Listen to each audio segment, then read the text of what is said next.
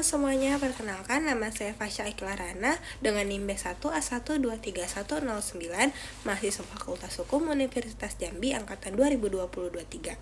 Di kali ini, saya akan membahas topik yang penting dalam hukum perdagangan internasional, yaitu proteksionisme dan perdagangan bebas.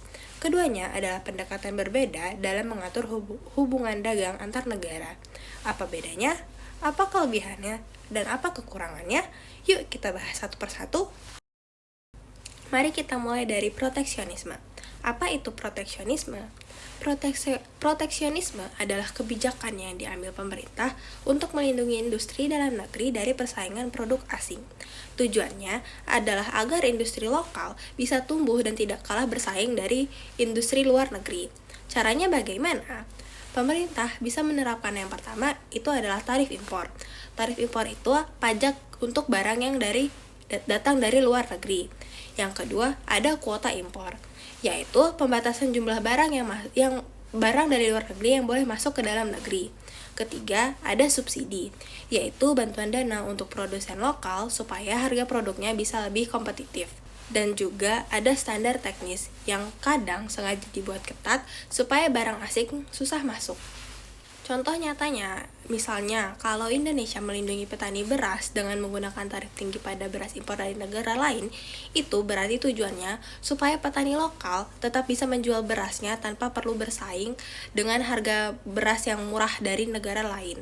Nah, kalau perdagangan bebas itu adalah kebalikan dari proteksionisme tadi. Perdagangan bebas adalah kebijakan di mana perdagangan antar negara dibuka seluas-luasnya tanpa ada hambatan tarif, kuota, atau pajak yang tinggi. Prinsip dasarnya adalah setiap negara fokus pada apa yang paling efisien mereka produksi, lalu mereka saling bertukar. Contohnya, Indonesia terkenal dengan kopi dan sawit. Jepang unggul di bidang otomotif. Daripada semua negara memproduksi semuanya sendiri, lebih efisien kalau kita saling bertukar barang yang sudah kita kuasai, aka win-win solution.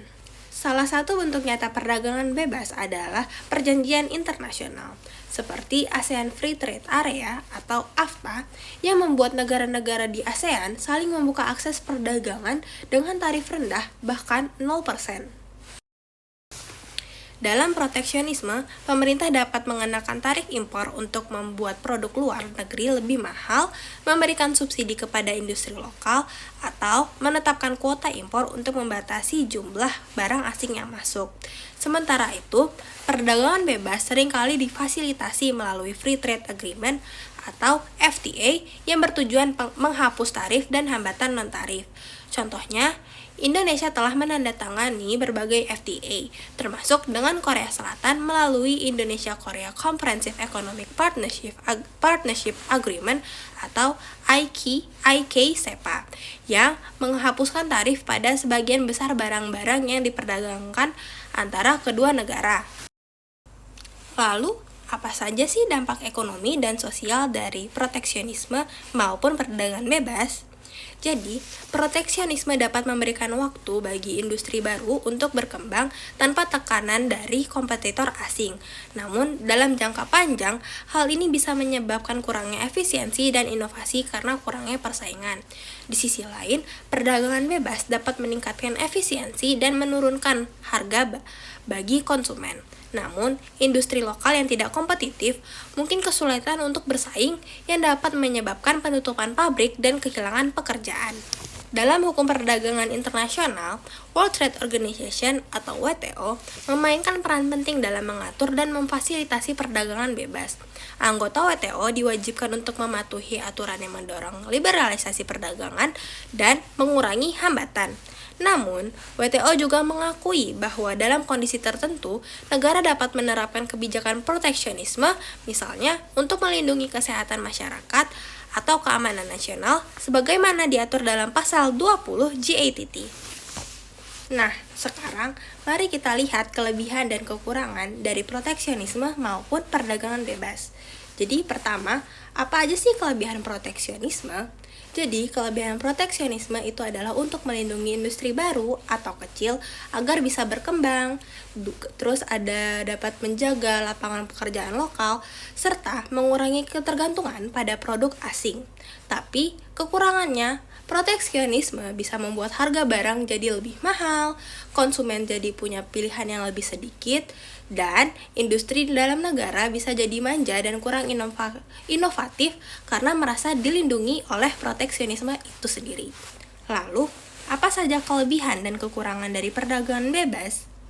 Jadi, yang pertama, kelebihan perdagangan bebas itu harga barang cenderung lebih murah. Yang kedua, konsumen punya lebih banyak pilihan. Dan yang ketiga, perdagangan bebas dapat meningkatkan efisiensi dan mendorong inovasi. Tapi, perdagangan bebas juga ada resikonya atau kekurangannya, yaitu industri lokal bisa kalah bersaing dan bangkrut dari industri non-lokal. Yang kedua, ketimpangan ekonomi antar negara bisa semakin besar. Dan yang ketiga, perdagangan bebas bisa membuat negara terlalu tergantung kepada barang impor daripada barang lokal.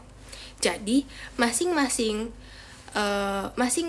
pendekatan tadi memiliki pro dan kontra tergantung dengan kondisi negaranya. Nah, dari kelebihan dan kekurangan tadi, jadi proteksionisme dan perdagangan bebas sendiri telah dilakukan oleh negara-negara di dunia ini. Salah satu contohnya adalah Amerika Serikat yang pernah menerapkan tarif tinggi pada baja dan aluminium dari Tiongkok untuk melindungi industri lokal mereka. Itu adalah salah satu bentuk proteksionisme. Sementara itu, negara-negara Uni Eropa membentuk pasar bersama tanpa tarif antar anggota. Mereka bebas berdagang satu sama lain sesama negara di Uni Eropa, dan itu adalah salah satu contoh perdagangan bebas yang terjadi di dunia. Indonesia sendiri mengambil jalan tengah. Ada produk yang dibuka lewat perjanjian dagang seperti CAPA dan AFTA.